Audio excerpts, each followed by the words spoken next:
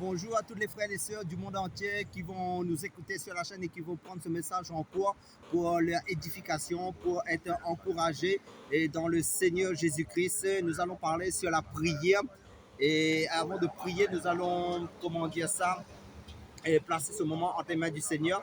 Père, dans le nom puissant de Yahushua Mashiach, dans le nom puissant du Seigneur Jésus-Christ, conduis-nous par ton Saint-Esprit dans ton message, Seigneur, pour que mon frère, ma soeur soit édifié, bâti en ton Fils Yahushua Mashiach. Amen. Nous avons été exaucés, hein, un frère qui est venu prier pour lui. Amen. D'accord. Mais on va parler un peu de la prière. Oui, nous allons prier parce qu'en fin de compte, ce qu'il faut comprendre, c'est que dans la prière, il y a plusieurs types de prières. Et la prière, avant tout, c'est un dialogue avec le Seigneur, en fin de compte. Parce que dans Jérémie chapitre 33, verset 3, il nous est dit « Invoque-moi et je te révélerai les choses cachées ». Donc, le numéro de téléphone du Seigneur, c'est Jérémie 33, verset 3. Donc, nous devons prier en fonction de ce passage-là. Mais maintenant, dans la prière, il y a plusieurs types de prières. Il y a la prière de louange, il y a la prière d'intercession, il y a la prière d'adoration et il y a la prière de requête et il y a des prières de supplication. En fin de compte, la prière, c'est tellement vaste en fin de compte que Dieu nous dit aussi dans Thessaloniciens, en fin de compte, de prier sans cesse. Donc, et Romains chapitre 8, verset 28 nous est dit, de même aussi, l'Esprit nous aide dans nos faiblesses car nous ne savons pas prier et l'Esprit lui-même intercède en faveur des saints. Donc, ça veut dire que c'est le Saint-Esprit qui prie à travers ceux qui sont nés de nouveau, malgré, en fait, basés sur le fondement de la parole de Dieu. Si nous sommes dans le péché, Dieu n'exauce pas, mon frère. Hein? Ah oui, c'est vrai, parce que le Seigneur honore celui qui l'honore, parce qu'en fin de compte, le Seigneur n'exauce pas les pécheurs. Donc, il faut que nos vies aussi soient en conformité avec la parole de Dieu. Donc, le Seigneur aussi nous dit de garder notre cœur plus que toute autre chose. Donc, ça veut dire que si nous sommes dans la désobéissance à la parole de Dieu, nous sommes dans les œuvres du péché, en fin de compte, Dieu est notre prière comme quelque chose une abomination devant le Seigneur. Parce qu'en fin de compte, le Seigneur exauce ceux qui vraiment l'obéissent à sa parole. Mon frère, la prière, là, on prie plus pour les autres que nous-mêmes, non? Et en fait, quoi, non? En fait, comment dire ça? Nous sommes des sacrificateurs dans l'œuvre du Seigneur. Ça veut dire que nous sommes des prêtres parce que dans Apocalypse chapitre 1, verset 6, il nous est dit nous sommes un royaume de sacrificateurs. Mais il faut comprendre le rôle du sacrificateur. Dans le livre de Lévitique, en fin de compte, Dieu avait choisi les fils d'Aaron pour servir en tant que sacrificateur dans le temple. Et les sacrificateurs, en fin de compte, le grand sacrificateur avait les 12 pièces sur sa poitrine qui représentent les 12 tribus d'Israël. Et en fin de compte, le peuple venait au temple et amener leurs requêtes, leurs problèmes devant le grand prêtre. Et en fin de compte, et après, le grand prêtre allait dans le temple, en fin de compte, pour exposer tous leurs problèmes. Donc, maintenant, sous la nouvelle alliance, nous sommes tous des prêtres, ça veut dire des sacrificateurs en Christ, et nous prions les uns pour les autres. Ça veut dire que nous sommes, en fin de compte, des intercesseurs. C'est pour ça qu'il dit prier les uns pour les autres. Ça veut dire que quand un frère nous demande la prière, ou quand une soeur nous demande la prière, quand la nation a besoin de la prière, quand il y a des problèmes, en fin de compte, nous intercessons, nous menons des requêtes de prière devant le trône de la grâce du Seigneur et nous prions basé sur ce que Dieu dit dans sa parole par rapport aux requêtes de prière. Poser la question aussi dans le Proverbe 28, verset 9, il dit comme ça, si quelqu'un détourne l'oreille pour ne pas écouter la loi, sa prière même fait horreur. Hein? Il dit, il faut notre vie là en règle avec le Seigneur, sinon oui, Dieu parce qu'en fin de compte, ce qu'il faut aussi que nous saisissons, parce que Dieu nous interpelle en fin de compte par rapport à sa parole. En fin de compte, quelqu'un qui est né de nouveau, en fin de compte, et automatiquement, en fin de compte, il doit préserver sa vie dans la vie de l'esprit. Parce que, comme c'est dit dans Romains chapitre 8, à partir du premier verset, il n'y a plus de condamnation pour ceux qui sont en Jésus-Christ, qui marchent non pas selon la chair, mais selon l'esprit. Si nous marchons selon l'esprit, l'esprit va nous amener à faire, à vivre en conformité à la parole de Dieu. Parce que dans Romains chapitre 12, verset 2, il nous est dit, ne vous conformez pas au siècle présent, mais soyez transformés par le renouvellement de l'intelligence afin que vous discerniez quelle est la volonté de Dieu, ce qui est bon, agréable et parfait. Une très bonne question aussi, au fait, quand la prière aussi, parce que la prière elle est rapide, après il y a des prières, il prend du temps aussi, hein. Des prières qui sont agréables au Seigneur, la prière est fondée sur les Écritures. Oui. Par exemple, si nous avons un mauvais caractère, caractère, en fin de compte, et compris, le Seigneur va enlever le mauvais Oui. caractère. Oui. Ça, il plaît à Dieu aussi. Hein. Oui. Après la colère, Amen. les œuvres de la chair, hein, il faut Amen. on prie le Seigneur pour faire l'œuvre du Seigneur. Il faut que nous avons un bon caractère. Hein. Amen. En fin de compte, ce qu'il faut comprendre dans la prière, nous ne devons pas sauter les étapes. Ça veut dire que si nous avons des problèmes au niveau du caractère, si nous avons des problèmes, par exemple, de possession, si nous avons des problèmes au niveau de la colère, nous devons, en fin de compte, éviter la prière d'intercession pour les autres. Nous devons d'abord prier pour nous-mêmes. Ça veut dire que nous devons pleurer devant le Seigneur pour que le Seigneur change nos cœurs d'abord. Parce que quelqu'un qui est faible, il ne peut pas fortifier quelqu'un qui a besoin de la prière si lui-même il est faible. Ça veut dire qu'on ne peut pas envoyer quelqu'un à la guerre si lui-même il ne peut pas tirer à coup de fusil, ou sinon on ne peut pas utiliser les armes comment dire, spirituelles, parce que la prière c'est une arme spirituelle puissante contre toutes les choses qui ne, comment dire, en fin de compte c'est des personnes qui amènent des roquettes, qui se tiennent à la brèche pour fermer les brèches qui se trouvent dans la vie des autres. En fin de compte, tu as dit l'autre fois aussi, hein, en fin de compte, même si nous n'avons pas une très belle voix, les gens qui ont une très belle voix, mais s'ils ne vivent pas dans la sanctification, ils vivent dans le désordre et n'est pas agréable au Seigneur. Hein. Oui, amen. Parce qu'en fin de compte, en fin de compte, si notre vie n'est pas dans la sainteté, n'est pas en conformité à la parole de Dieu, la conformité à la parole de Dieu, ça veut dire la sainteté. Ça veut dire nous allons faire du vent, nous allons faire comment la prière ne va pas être exaucée parce que le Seigneur voudra nous interpeller d'abord sur notre vie de conversion. Enfin, là, le problème se trouve au niveau de la conversion. Donc, nous devons demander la prière aussi aux frères et aux sœurs qui sont vraiment convertis, qui sont vraiment en accord avec le Seigneur pour que le Seigneur nous change. Parce que nous devons, en fin de compte, demander aux forts de nous porter dans la prière d'abord avant d'aller de prier pour les autres parce qu'il ne faut pas sauter les étapes. C'est un prédicateur, il n'aime pas la prière. Et c'est un pasteur, un prophète, quel que soit, hein, il n'aime pas la prière. Il va évangéliser. Qu'est-ce qui va se passer? En fait, la base de la vie chrétienne, c'est la relation avec le Seigneur avant tout, avant d'aller sur le terrain de l'évangélisation, avant d'aller devant la chair pour prêcher la parole, avant de faire même des vidéos. Si nous n'avons pas une intimité avec le Seigneur, personnellement, individuellement, nous n'allons pas faire de long feu dans la vie chrétienne. Nous allons, en fin de compte, rien va se produire en fin de compte parce que c'est comme un arbre. Un arbre, en fin de compte, quand il grandit, la racine va dans la terre et la prière représente les racines, l'intimité, le secret, parce que le Seigneur nous dit quand tu pries, rentre dans ta chambre, ferme ta porte, et là où dans le secret, les hommes ne te voient pas, le Seigneur, c'est une relation de cœur à cœur avec le Seigneur avant tout, une vie d'intimité, une vie de secret. Parce qu'on ne peut pas être exposé en public sur le terrain si nous n'avons pas une vie d'intimité secrète avec le Seigneur. Après, pour rajouter aussi, la prière nous donne la force. Hein. Lorsque nous aimons la prière, en fait, c'est la prière qui donne la capacité de ne pas pécher volontairement, qui nous donne cette force, qui va nous donner le dégoût du péché aussi. Hein. Sans prière, nous sommes là, hein, nous sommes finis. Hein. Sans la prière, on ne peut rien faire. Parce que le Seigneur, parce que nous devons être attachés au Seigneur dans la prière. C'est pour ça que les personnes qui progressent, les personnes qui croient spirituellement, c'est des personnes qui grandissent dans la prière avant tout. Et la prière englobe beaucoup de choses. La prière englobe les psaumes. La prière englobe les psaumes de louange, les psaumes d'adoration, les supplications, l'intercession. Les prières regroupe beaucoup de prières qui est diverses en fin de compte. Ça veut dire que quelqu'un qui est un homme de prière, c'est un homme qui fait beaucoup de progrès dans sa marche spirituelle, dans la compréhension de la parole de Dieu. Et un homme de prière, c'est un homme en fin de compte qui est rempli beaucoup d'humilité, de la simplicité, parce que c'est Dieu qui travaille en lui pour toujours le maintenir dans l'effacement de soi-même, pour que son esprit grandisse à travers du vase qu'il est entre les mains du Seigneur. Parce que la parole de Dieu nous dit aussi dans Éphésiens chapitre 5, verset 18, ne vous enivrez pas de vin, soyez ivres de l'esprit, entretenez-vous par des psaumes, ça veut dire entretenez-vous par la louange qui est la prière aussi, par des psaumes qui est la prière aussi, par des hymnes, tout ce qui est en rapport avec la prière, parce que la parole de Dieu est une prière. Et Jésus, en fin de compte, les chants d'adoration, c'est la prière aussi. Mais seulement, la prière est vaste, en fin de compte, ce qu'il faut comprendre. Et la prière, c'est avant d'intercéder pour les autres, il faut avant tout être un adorateur dans la prière. Aussi parce qu'on dit aussi qu'en fait, quand il y a des soucis, les inquiétudes, la peur, Amen. Le doute, la culpabilité, lorsqu'on prie comme ça, le Seigneur il enlève les soucis, il enlève de notre cœur. C'est ça la victoire de la prière. la prière, il y a la prière de la délivrance aussi. Ça veut dire que si notre cœur est chargé par le stress, est chargé par le doute, est chargé par tout ce que l'ennemi veut nous charger, nous remplir, qui n'a aucun rapport avec la parole de Dieu, la prière, par exemple, si on est un homme de prière, en fait, quand nous entrons dans la prière, nous entrons dans la présence du Seigneur, nous entrons d'abord dans la repentance, l'humilité, parce que la prière, avant tout, nous amène à toujours nous rabaisser devant le Seigneur, à nous faire petits, à reconnaître que nous sommes des vases inutiles que le Seigneur utilise, mais ça va ôter toutes les œuvres des ténèbres que le Seigneur veut nous étouffer.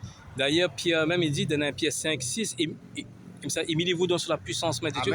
Dans ça aussi, après il me dit encore 1 Pierre 5, 6, déchargez-vous sur lui. Amen. Dans le 7 et le 6, mais il parle dans 1 Pierre 5, verset 7, déchargez-vous sur lui de toutes vos soucis, car lui-même prend soin de vous. Amen. Tout ce qui peut vous inquiéter, vous dépose à ses pieds, et le Seigneur va occuper tout. Christ prendra place dans vos cœurs. Philippiens 4, 6. Oui, Philippiens 4, 6, 5, 6 à peu près. 7. Mais maintenant, 7 à peu près. Mais c'est dans Philippiens 4, 6, Philippiens 4, 6, ne vous inquiétez rien, mais en toutes choses, faites connaître vos besoins à Dieu par des prières, des supplications, des actions, des grâces. Ne vous inquiétez rien. En fait, compte, qu'on a le souci, les inquiétudes, de dépose à ses pieds. Après, le Seigneur va occuper ça. Hein? Oui. En fin de compte, des prières efficaces. La prière nous amène toujours à nous décharger de tous nos problèmes et pour que ce soit le Seigneur qui, en fin de compte, à la croix, Christ a tout porté à la croix. C'est ça qu'il faut. Il faut revenir à la croix. La prière, il faut toujours se focaliser sur l'œuvre de la croix que Christ, par les métriciens de Christ, nous sommes guéris. Jésus a porté tous nos fardeaux. En fin de compte, Jésus-Christ nous a défoncés à la croix. Donc, nous devons connaître la révélation de la croix, que Christ a tout fait à la croix avant même que nous naissions. Il a pris nos malédictions, il a pris nos péchés, il a pris nos stress, il a pris toutes nos faiblesses à la croix. Quand j'entends que tu parles, en fait, compte, la prière est basée sur la parole de Dieu, sur la volonté de Dieu. C'est ça. Parce qu'en fait, compte, si on va demander des Mercedes, des terrains, est-ce que... Non, en fin de compte, la prière avant tout est spirituelle. Ça veut dire la prière n'est pas basée sur le matériel. Parce que si tu veux une voiture, va travailler.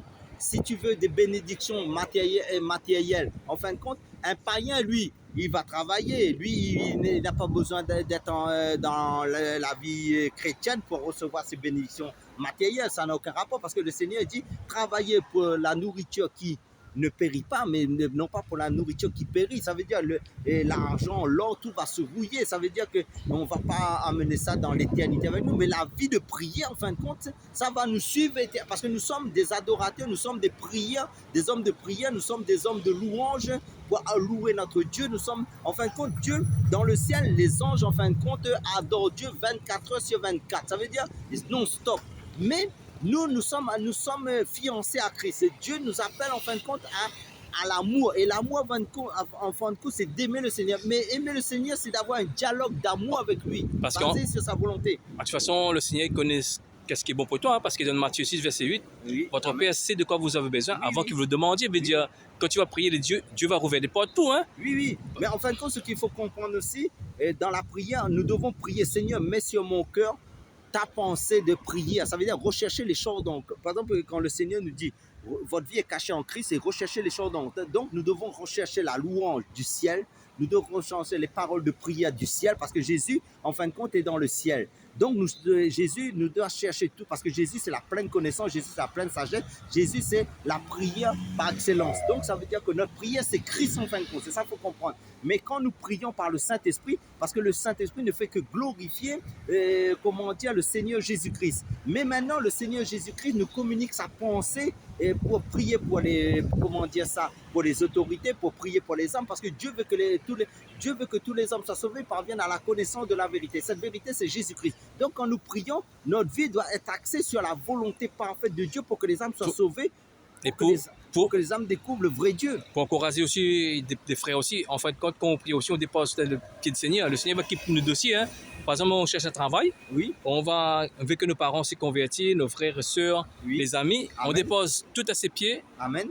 Là, on va prier, on dit Seigneur, on dépose tous tes pieds, quitte nos dossiers. Le Seigneur va quitter nos dossiers, hein, le temps voulu, le temps convenable. On voit que les portes vont s'ouvrir. Hein, et nous avons expérimenté tout ça. Moi, je donne un exemple. En fin de compte, quand vous priez, malgré que vous ne voyez pas l'exaucement de vos prières, continuez à semer dans la prière et en temps voulu, Dieu va exaucer les prières que vous faites selon sa volonté à lui, mais selon son temps. Parce que ce n'est pas parce qu'aujourd'hui tu as prié 1 an 2 ans, tu ne vois pas l'exaucement de tes prières, mais si tu persévères, vous vous rappelez dans le passage où la femme inique venait vers le... non, la femme venait demander justice vers le juge inique. Mais chaque jour, elle venait cogner à la porte du juge, du juge inique pour faire justice. Mais le juge inique ne voulait pas faire justice. Mais tous les jours, elle allait avec insistance. À un moment donné, le juge inique, qu'est-ce qu'il dit? Il dit, je suis fatigué que cette femme me casse la tête. Donc ça veut dire que quand nous prions, en fin de compte, nous dérangeons le monde spirituel. Déjà, nous dérangeons le monde spirituel des sorciers,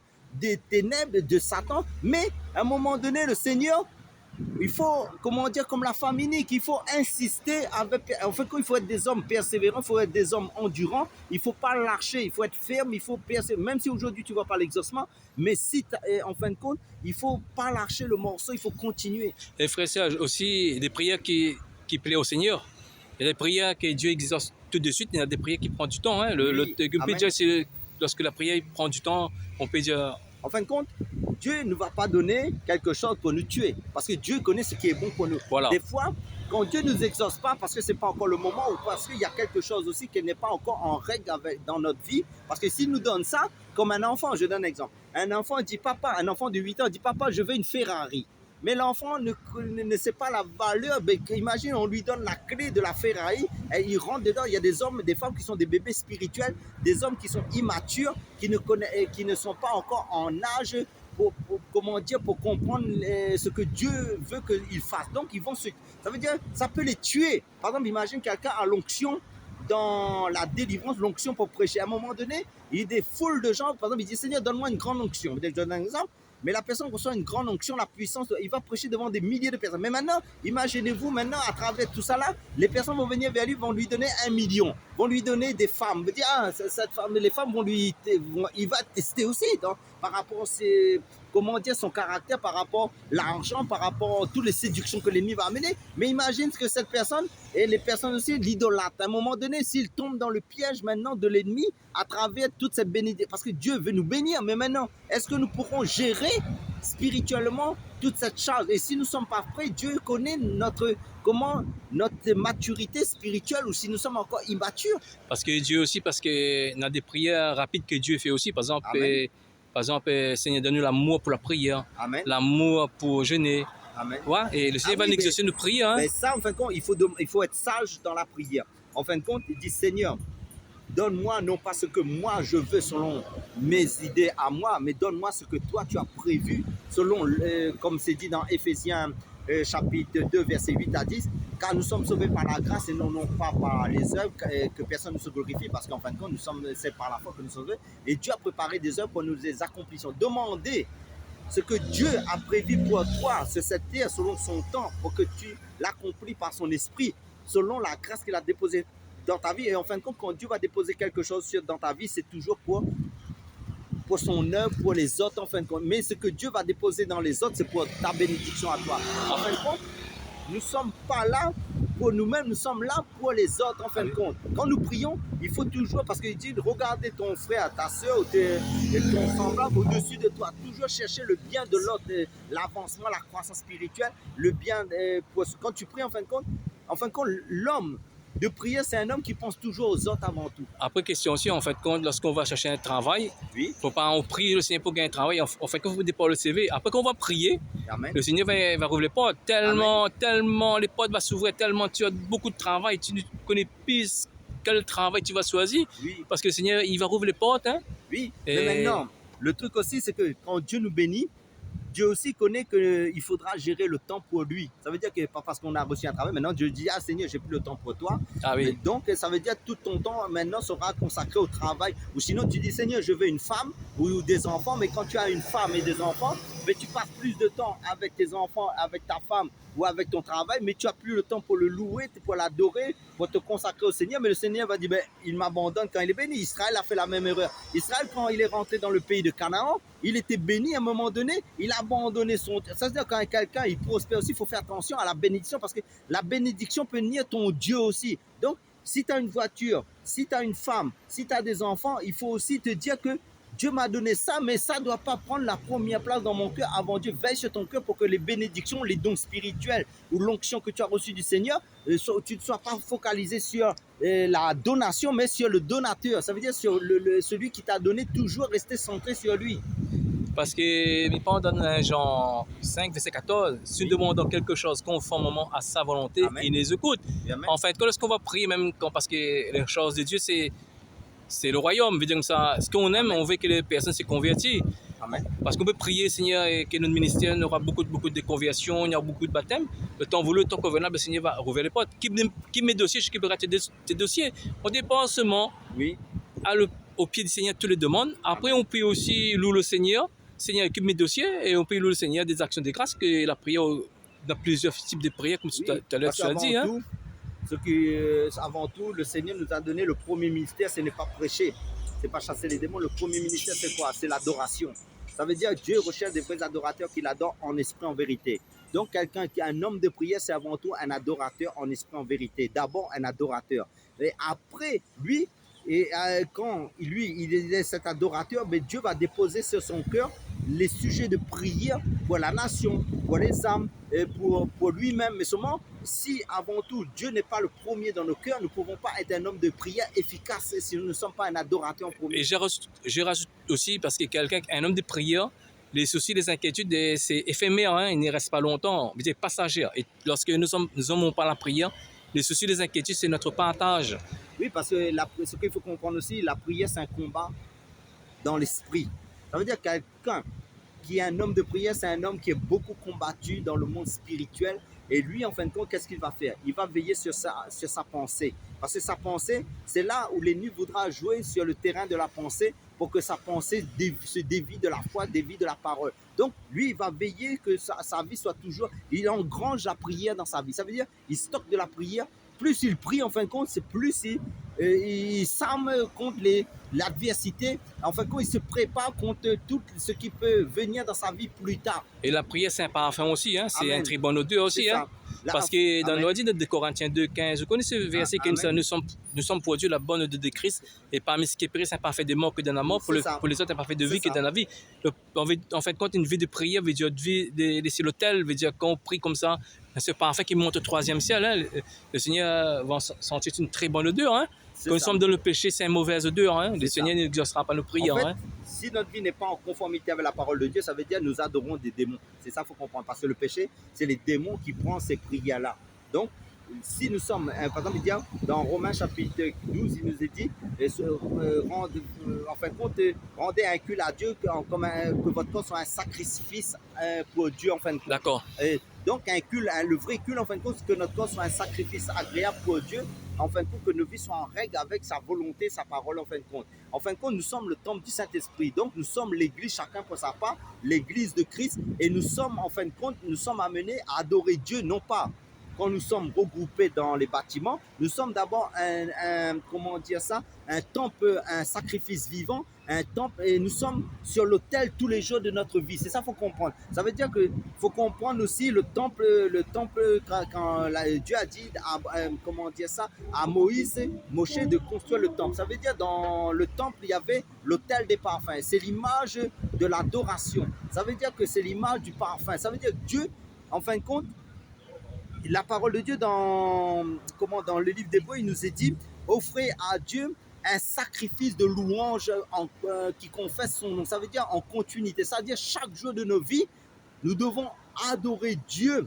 en premier lieu. Parce que pourquoi? Parce que maintenant le Shabbat, c'est pas, il n'y a plus de jour, il n'y a plus un jour spécial parce que dans l'Ancienne Alliance, il y avait un jour que Dieu avait planifié, c'était, je pense, à partir du vendredi soir, le samedi, tout ça là, c'était le Shabbat. Donc, Dieu nous a affranchis pour la liberté. Donc, nous sommes libres en Christ. Mais cette liberté-là nous amène à adorer Dieu chaque fois que nous avons le temps de le remercier. Déjà, remercier le Seigneur, c'est rendre des actions de grâce, c'est le glorifier. Et le diable a perdu des hommes et des femmes de prière. Hein? C'est ça. En fin de compte, ce qui dérange le diable le plus, c'est des hommes et des femmes qui prient en continuité dans leur vie. Ça veut dire qui ont toujours la pensée de Christ en eux, parce que déjà penser à Dieu, c'est adorer Dieu, c'est déjà être en prière.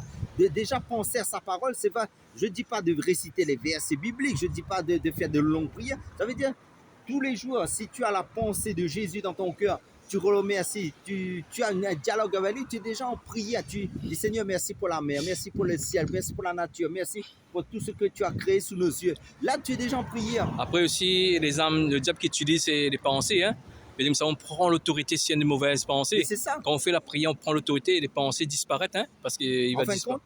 Ce qui est bien avec la prière, c'est que plus tu es un homme de prière, plus tu as le discernement par rapport à la compréhension de la parole, plus tu as le discernement aussi aux œuvres des ténèbres, quand les ténèbres vont, quand Satan et ses démons vont t'envoyer ces dards, ces flèches, ça veut dire ces mauvaises pensées d'impudicité, ces mauvaises pensées de colère, tu vas les chasser automatiquement. Au nom de Jésus, au nom de Yeshua. Au nom de Yeshua, au nom de Jésus-Christ. Pourquoi? Parce que la prière éclaircit notre vision spirituelle. En fait, plus tu pries, plus tes dons se développent en fin de compte. Tu l'arroses avec la prière. Nous sommes dans le combat dans le monde spirituel, on peut proclamer aussi au nom de Yeshua, au nom de Jésus, que le ténèbre soit renversé, que le tel fabriqué sur le chrétien soit renversé.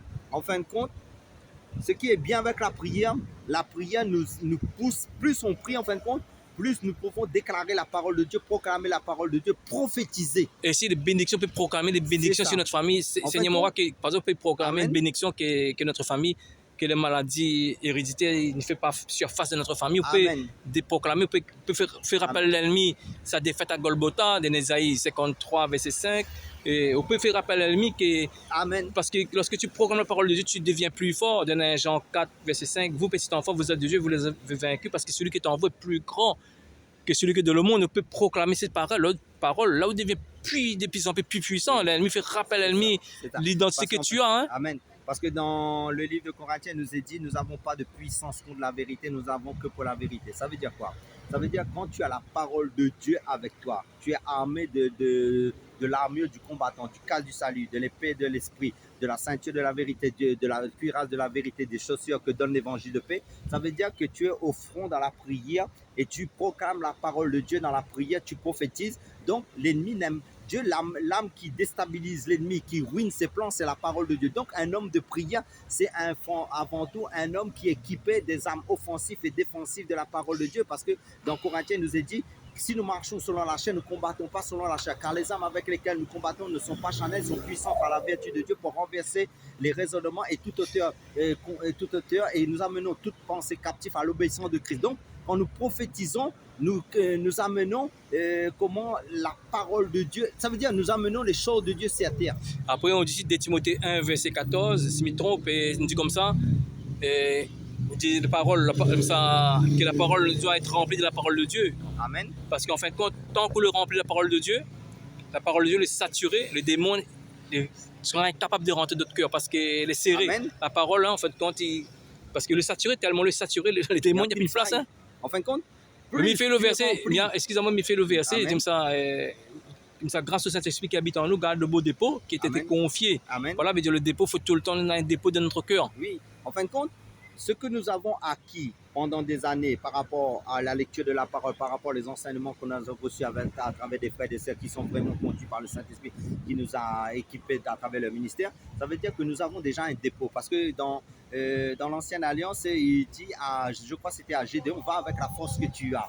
Donc il était en guerre. Ça veut dire spirituellement, quand nous sommes en prière, nous travaillons avec la parole de Dieu, ce que Dieu dit dans sa parole, à travers la prière. Donc ça veut dire quoi? Ça veut dire que l'âme que nous devons nous revêtir, c'est la parole de Dieu dans la prière. Donc quand quelqu'un, et plus il est dans la prière, plus il est éclairé par la parole de Dieu. Parce que dans le psaume chapitre 110, verset 105, il nous dit car ta parole est une lampe à mes pieds, est une lumière sur mon sentier. Donc nous marchons dans la lumière de la parole de la vérité, accompagné et dans la prière en fin de compte. C'est pour ça que quand quelqu'un est prophétique, ça veut dire qu'il déclare, il fait rappeler à Satan sa défaite à la croix, il fait rappeler à Satan l'œuvre de la croix, et Satan il connaît qu'il a été vaincu à la croix. Mais maintenant, il déclare aussi la parole que Dieu a dit. Parce que comme il dit, et par exemple quand tu pries pour ta famille, il dit si tu crois au Seigneur Jésus, toi et toute ta famille, tu seras sauvé. Dans Actes des Apôtres, chapitre 10, verset 31, qui nous parle de ça. Donc, ça veut dire quoi? Ça veut dire Dieu nous a mandaté sur cette terre à nous tenir à la brèche dans la prière pour prier pour notre pays, chacun là où il se trouve, pour notre quartier, pour notre ville, pour notre pays. Et chacun, et c'est une lampe de Dieu sur cette terre dans la vie de prière dans la vie de consécration.